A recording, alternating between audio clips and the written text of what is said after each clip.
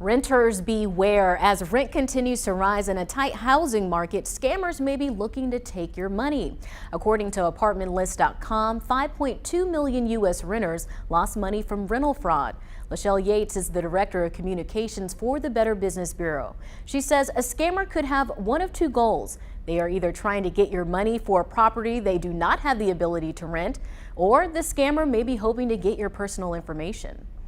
We had a renter here in the Triad who reported to BBB Scam Tracker that she had filled out a rental application, including her social security number.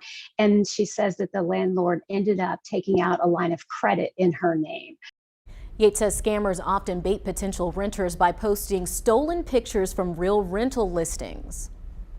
Don't be baited by the sense of urgency, whether it's a sense of urgency on your part because you found the perfect house or apartment, or you need to move in for some reason, or the sense of urgency on their part that they have a whole list of people out there who want this place, so you need to act now. Here are some ways to protect yourself. See the property in person. Yates says don't be afraid to go and knock on the door and ask the occupant if it's a rental really for rent. Try to meet the landlord in person. In many instances, the quote-unquote landlord may insist they are out of town or may even offer to leave a lockbox combination.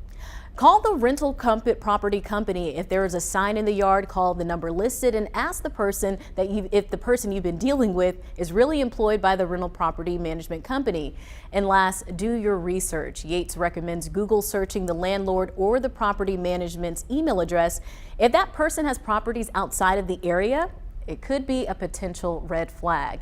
So when applying for the rental property, Yates says it's a good idea to pay with your credit card. So if you do fall victim to a scam, your bank can reverse the charge. Yeah, I think that's one of the biggest things. They always want you to wire the money to them, never wire the money to them. And I think the part about seeing the landlord in person, or maybe even seeing the property in person, that is a really big takeaway. And I think if you can't, you know, in this day and age, we are all so used to not seeing people in person, right? But there's no reason why they can't FaceTime with you, that they can't Zoom with you, that they can't be on the phone with you and be FaceTiming with you and walk you through the place if they know it so well. That is what I did when I moved here. I couldn't visit the property, so I said, do you all do virtual tours? They said, oh, well, we can do one. So they got on Zoom and they walked around the apartment, spun in a circle in the closet so I could see how big it was, and it was so helpful. Yeah, and that lets you know that it's for real. Yes. Yeah.